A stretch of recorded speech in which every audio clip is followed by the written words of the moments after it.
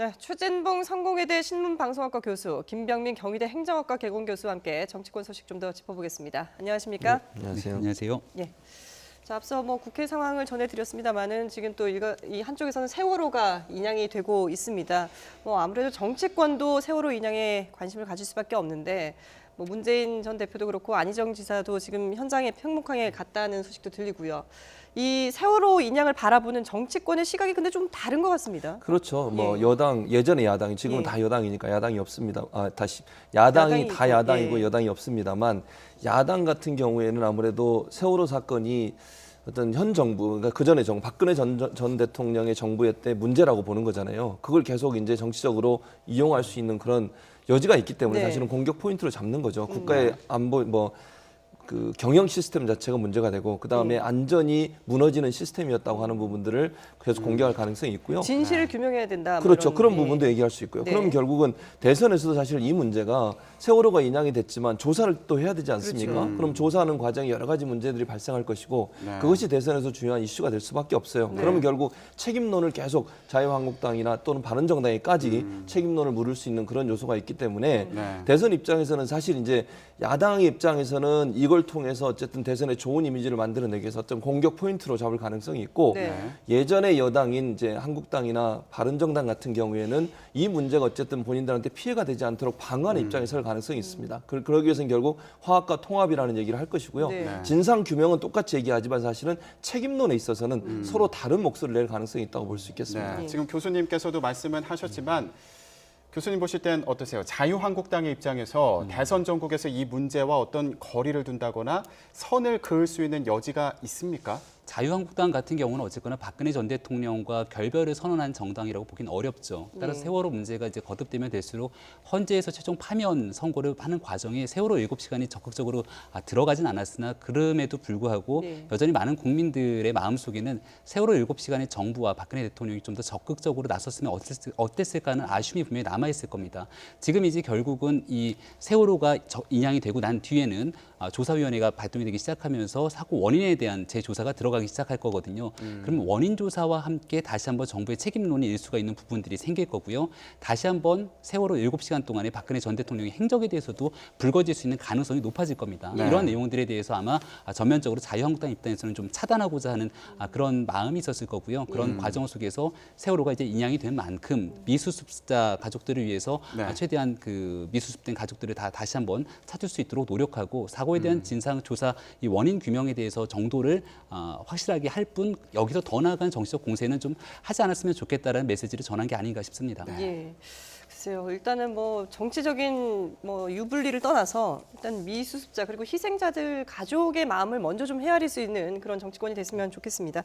자, 이번에는 민주당 경선 얘기를 한번 해보겠습니다. 지금 경선 과정에서 현장 투표를 한 결과가 유출이 됐다. 그렇죠. 이러면서 네. 지금 또 논란이 일고 있지 않습니까? 그렇습니다. 지금 이게 사실은 이게 문제가 되는 게 예. 현장 투표를 하고 나서 그날 바로 발표를 안 하기로 지금 돼 있는 네. 거 아니겠습니까? 그렇죠. 그게 네. 사실은 문제의 발단이 될 수 있겠는데 사실은 바로 투표하고 개표해서 결과를 발표했으면 이런 문제가 발생하지 않았을 텐데 그걸 봉인해 놓은 거 아니겠습니까? 투표함을 열어서 개표한 다음에 다시 집어넣어서 당에서 보관하고 있고 네. 네. 각 지역별로 이제 순회 경선할 때 그때 합산해서 발표하기로 이렇게 계획을 세웠었는데 그것이 사실 문제가 된 거죠. 그래서 누군가가 누군지는 지금 밝혀지지 않고 있습니다만 네. 누군가가 이미 그 지역별로 일어났던 투표 결과를 발표하는 그런 엑셀 파일을 올려서 이게 문제가 되고 있는데 이게 사실 이제 경선 주자들 입장에서는 불공정 시비를 할 수 있는 중요한 요소가 되지 네. 않겠습니까? 네.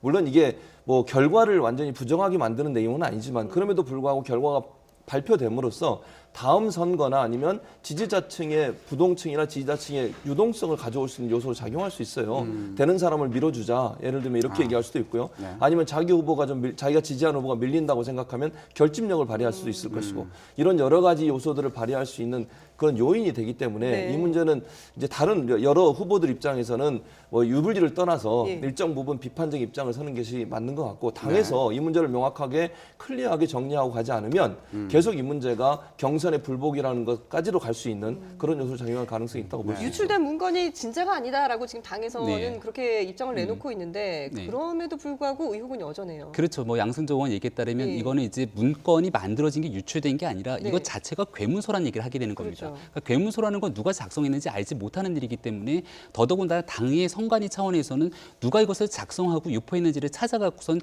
책임을 명확하게 물을 필요가 있는 건데 네. 현재까지 과연 더불어민주당이 중앙 당 차원에서 이런 부분들을 명확하게 할 수 있을 건지에 대한 후보자들의 의구심들이 커져가고 있는 네. 상황이기 때문에 일단 각 후보 진영에 제대로 된 믿음을 주지 못했다는 상황이 있는 것 같고요. 이게 단순하게 미리 사전 투표했던 부분들이 유출됐던 문제라고 보기에는 조금 더 큰 문제가 있는 게요. 네. 더불어민주당은 이번에 국민참여 경선 아니겠습니까? 네. 전체 선거인단이 214만 명이에요. 그렇죠. 그러니까 과거 2012년도에 있었던 경선에 비해서 거의 2배가 넘는 인원이 나타났고 더불어민주당의 그 권리당원이라고 하는 원래 이제 핵심 당원으로 볼 수 있는 숫자가 30만이 되지 않습니다. 근 10배에 가까운 숫자. 그러니까 더불어민주당을 지지하지 않은 일반 국민들도 굉장히 선거에 많이 참여를 했는데 이렇게 참여한 사람들 같은 경우에는 ARS에 대한 투표를 하게 될 거고요. 네. 그 과정이 첫 번째로 시작되는 게 바로 이번 주말에 있는 호남에서의 경선입니다. 따라서 호남에서의 경선이 거의 첫 출발점으로 보고 27일 월요일에 이 호남에서의 경선 결과가 발표됨에 따라서 이때 누가 승기를 잡는지에 따라 다음 경선에 영향을 미치게 되거든요. 근데 어저께 있었던 선거는 이러한 그 뭐라 그러죠? 전체 선거인단에 대한 투표가 아니라 현장에서 있었던 극히 일부에 대한 투표고 이분들 같은 경우는 거의 대다수가 권리당원으로 볼 수 있는 분들이에요. 네. 그러니까 더불어민주당의 핵심 지지층 입장에서 투표를 했기 때문에 아무래도 그동안의 여론조사를 바탕으로 봤을 때 문재인 전 대표에게 조금 더 유리한 측면들이 있을 거고 안희정 지사 입장에서는 핵심적인 민주당 지지층보다는 외곽과 중도라든지 외연 확장을 통한 바깥에서의 지지가 더 세기 때문에 네. 안희정 지사는 이러한 내용들이 공표가 돼서 만약에 실제 투표를 해봤더니 안희정 지사가 표가 생각보다 안 나왔더라라고 돌아다니게 되는 순간 이번 주말에 있을 호남에서의 경선에 치명적인 굉장히 치명상을 입을 수 있기 때문에 적극적으로 반발하게 되는 네. 그런 상황인 것 특히 같습니다. 호남에서는 되는 후보를 밀어준다 이런 또 얘기도 그러니까 있지 그런 않습니까? 부분들 때문에 예. 선거에서 이제 밴드웨건 효과, 네네. 뭐 언더독 효과라는 게 있는데 우리가 왜 본 선거를 앞두고도 여론조사 공표 금지 기간을 갖습니다. 예. 그거는 이제 여론조사를 함에 따라 갖고 본 선거에 영향을 미치게 되는 걸 사전에 방지하기 위한 거거든요. 따라서 이제 내 표가 사표가 되는 걸 방지하기 위해서 누군가가 강력한 주자가 있으면은 그 후보를 밀어줄 수밖에 없는 이게 밴드웨건 효과라고 하는데 사실상 지금 있었던 어저께 있었던 선거에서 문재인 전 대표가 굉장히 과반이 넘는 엄청난 수치로 1위를 달리고 있더라라고 하면은 상대 후보를 지지하더라도 되지 않은 후보인데 뭐 내가 투표를 하지 않아도 되지라는 상태로서 앞으로 있을 광주에서 호남에서의 경선에 아주 치명적인 영향을 미칠 수 있다라는 네. 거죠. 예. 지금 두 분 말씀을 보면 앞으로 선거 과정에서 영향을 미칠 수 있지 않겠냐 이런 분석으로 보이는데 지금 후보들도 다 그렇게 보지 않겠습니까? 네. 그러다 보니까 더 신경을 쓰고 예민하게 반응을 할 수밖에 없어 보이는데 지금 논란이 계속 끊이지 않는 이유가 개표를 하지 않았습니까? 네, 그렇죠. 개표 과정에서 캠프 관계자들이 현장에 나눠서 갔단 말이에요. 그렇죠. 예. 그러다 보니까 지금 캠프별로 뭔가 지금 그 상황을 보고 종합을 해서 결과를 만든 거 아니냐 이런 의혹이 의혹이 끊이지 않는 나오겠죠. 건데 어떻게 보십니까? 대체적으로 뭐 숫자적으로 보면 정확한 숫자는 안 나왔지만 예. 캠프에 참관인까지 다 하면 약 1,000명이 봤다라는 얘기가 있어요. 네. 그러니까 그 사람들이 보고 각 지역별로 자기 캠프에 있는 참관인이 숫자 적어서 예를 들면 보내주면 네. 본부에서 그걸 종합할 수도 있는 거 아니겠습니까? 네. 그래서 엑셀 파일로 나와 있는 그 파일이 정확도가 얼마나 높은지는 뭐 사실관계가 아직 확인이 안 됐기 때문에 우리가 뭐라고 말은 못하겠지만 그럼에도 불구하고 그렇게 정보가 유출될 수 있는 충분한 분위기가 형성돼 있었던 거죠. 그걸 네. 민주당이 미연에 방지하지 못하고 예방할 수 있는 방안들을 만들지 않고서 이 경선을 진행한 것이 문제라고 보고요. 네. 그래서 문재인 전 대표도 오늘 그렇게 얘기했지 않습니까? 그냥 바로바로 발표해서 흥행몰이를 할 수 있으면 더 좋았을 뻔했다라고 얘기를 했는데 선거관리위원회, 그러니까 민주당 내 선거관리위원회가 좀 더 정밀하게 경선 준비를 하지 않았다는 부분들이 이번에 실수로 나왔기 때문에 네. 이 문제를 앞으로 문제는 여기서 이제 한 번으로 끝나는 게 아니라 예. 앞으로도 계속 투표가 있을 거 아니겠습니까? 그렇죠. 지금 현장 투표는 아니지만 또 돌아다니면서 지역별로 투표를 하게 되는데 그때도 이런 문제가 발생하지 않을 수 있도록 하는 대책을 잘 마련하는 것이 필요하다고 볼 수 있겠습니다. 그러니까 지금 후보들 간에도 서로 상대 후보를 의심하면서 뭐 이쪽에서 흘렸다 저쪽에서 흘렸다라고 공격을 하고 있는데 이걸 어떻게 수습을 하는 게 가장 좋을까요? 글쎄요, 이거 잘못하게 됐다가는 경선 불복처럼 갈 수 있는 상황이 올 네. 수 있고요. 지난 2012년도 같은 데도 비슷한 사건들이 발생했기 때문에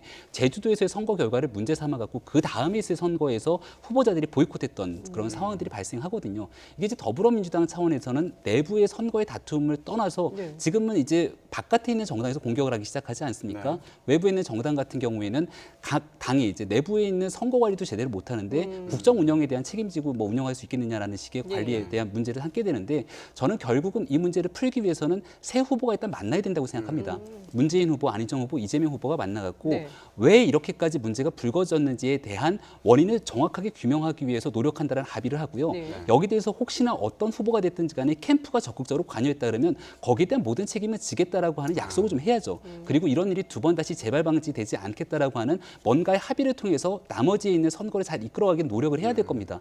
왜냐하면 이건 단순한 더불어민주당원들만의 선거가 아니라 전 국민을 대상으로 약속한 거예요. 네. 그러니까 더불어민주당 당원이 아닌 사람들까지 이 경선에 참여하고 있는 상황이기 때문에 당원이 아닌 국민들을 위해서라도 새 후보가 하루빨리 만나갖고 이 부분에 대한 경선을 무리 없이 진행할 거라는 약속을 해줘야 됩니다. 예. 네, 지금 수습을 해야 된다 이렇게 말씀하셨는데 교수님 보실 때는 예. 지금 상황이 판이 깨질 정도입니까? 그 정도 판은 아니라고 봅니다. 오늘 지금 다른 두 분, 문재인 전 대표하고 안희정 지사하고 이재명 시장이 발언 내용을 보면 네. 판을 흔들어서 뒤엎을 만큼의 그런 발언은 아니에요. 그러니까 불만을 얘기하고 있긴 하지만 네. 지금 상황에서 판을 넘는다고 하는 것이 사실 정권 교체라고 하는 국민적 여망 그리고 민주당 내에 지금 약진하고 있는 여러 가지 그 지지율 이런 것으로 네. 봤을 때는 모두에게 피해예요. 그럼 네. 누구 하나도 승자는 없게 됩니다. 그래서 지금 상황에서는 제가 볼 때 판을 뒤집어 엎지는 않을 것 같지만 문제는 이제 재발 방지 대책과 그 다음에 철저한 조사 그리고 조사 내용에 대한 발표 이 부분이 분명하게 예. 되어야만 사실은 새 후보가 다 합의해서 예. 앞으로 나갈 수 있는 방향이 된다고 생각이 됩니다. 예. 자, 이렇게 더불어민주당은 안에서 이렇게 내용을 겪고 있는데 지금 밖에서는 연대 얘기가 솔솔 나오고 있거든요. 뭐 홍준표 경남지사하고 김무성 의원하고 만났다라는 얘기도 나오고 있고 또 김종인 의원하고 또 그 정운찬 네. 전 의원하고 만났다는 얘기도 있거든요. 이런 연대의 움직임들이 글쎄요 이렇게 저렇게 만나고는 있습니다만은 과연 이게 현실화까지 이루어질 수 있을지. 네, 뭐 여러 가지 가능성들이 너무 많기 네네. 때문에 일단 확실한 거는 각자가 처한 상황에 따라서 다 입장이 다르다는 겁니다.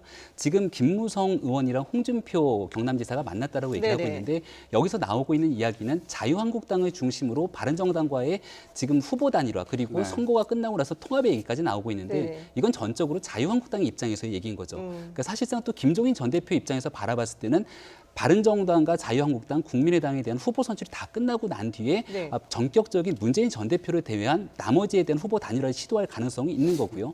또 국민의당의 안철수 대표 입장에서 봤을 때는 네. 계속해서 자강론을 이야기하지 않습니까? 여기서는 자유한국당과 손을 잡아서는 도저히 선거에서 이길 수 있는 가능성이 없기 때문에 각 당의 후보가 다 정립되고 난 뒤에 결국은 안철수 전 대표의 역할이 가장 강하게 있을 거기 때문에 네. 문재인 전 대표를 제외한 진영 속에서 안철수 전 대표 본인으로서의 단일화를 주장할 겁니다. 그러니까 각자가 처한 정당과 상황에 따라 셈법들이 전부 다 다른 거기 때문에 네. 지금 현재로서는 이게 어느 날 갑자기 물밑조율이 될 수 없는 상황이라 한 번, 두 번씩 만나보는 정도거든요. 근데 한 번, 두 번 만나보는 상황을 조금 더 크게 확대 해석해서 우리 당에 유리하게 이야기를 하기 때문에 자꾸 뭐 얘기가 좀 왔다 갔다 하는 상태로서 국민들한테 전달될 수 있는 그런 상황인 것 같습니다. 지금 근데 누가 만나는지 예. 이 부분이 중요하지 않습니까? 그렇죠. 지금 보면 김무성 의원이 홍준표 지사를 만나고요. 그리고 김무성 의원이 안철수 전 대표를 만났다 이런 얘기도 돌았고요. 예, 그렇죠. 지금 일단 김무성 의원이 이렇게 후보 단일화를 추진할 입장이냐 이런 의문이 있고 예. 홍준표 지사 같은 경우에도 아직은 경선 후보인데 그렇죠. 이미 본인이 당의 후보인 것처럼 행동하는 거 아니냐 이런 지적도 나오고 그렇죠. 있습니다. 지금 이런 거 그러니- 어떻게 보십니까? 지금 말씀하신 두 가지 문제가 사실은 지금 여론에서 계속 돌고 있는 얘기잖아요. 네. 김무성 의원 같은 경우에 지금 뭐 당에서 특별히 직책을 맡고 있지 않아요. 물론 네. 지분이 가장 크다고 볼 수는 있겠지만 원로이기도 하고 그럼에도 불구하고 그러면 예를 들어서 또 한 가지 문제가 있는 유승민, 남경필 의원 같은 경우는 지금 남경필 지사 같은 경우에는 경선을 하고 있는 주자들이에요. 그렇죠. 둘 중에 한 명이 돼야 되는 거 아니겠습니까? 어쨌든 후보로. 후보의 동의나 후보가 참여하지도 않았는데 김무성 의원이 개인의 자격으로 홍준표 지사를 만나서 얘기한다. 이건 상식적으로 이해가 안 되는 거죠. 또 홍준표 지사 같은 경우에도 김진태 의원이 지금 치고 올라오는 상황이에요. 네. 누가 아직 후보가 될지도 모르는 상황이고 홍준표 지사 같은 경우는 지지율이 빠졌거든요. 일정 부분. 그런 상황에서 본인이 마치 한국당의 대선 주자가 된 것처럼 후보가 된 것처럼 행동하는 것 자체. 이거 자체가 사실은 너무 앞서가는 거죠. 예전에는 지난번에 그런 얘기 하지 않았습니까? 문재인 전 대표를 향해서 마치 대선 후보가 대통령이 된 된 것처럼 것처럼, 예. 행동한다고 지적했던 당이 네. 결국은 자기들이 그런 행동을 하는 것은 사실 별로 그렇게 바람직하지 않죠. 그래서 정당이라고 하면 정당의 공식 루트를 통해서 얘기하는 것이 신뢰도를 주고요. 또 네. 대선 후보들 입장에서도 얼마나 황당하겠습니까? 자기들이 대선 후보로 뛰고 있는데 자기들하고 전혀 상의도 안 하고 김무성 의원이 가서 만난다? 그것도 좀 이해 안 되는 부분이라고 볼 수 있겠죠. 알겠습니다. 네, 지금까지 정치권 소식 최진봉 성공회대 신문방송학과 교수, 김병민 경희대 행정학과 교원 교수와 함께했습니다. 두 분 말씀 잘 들었습니다.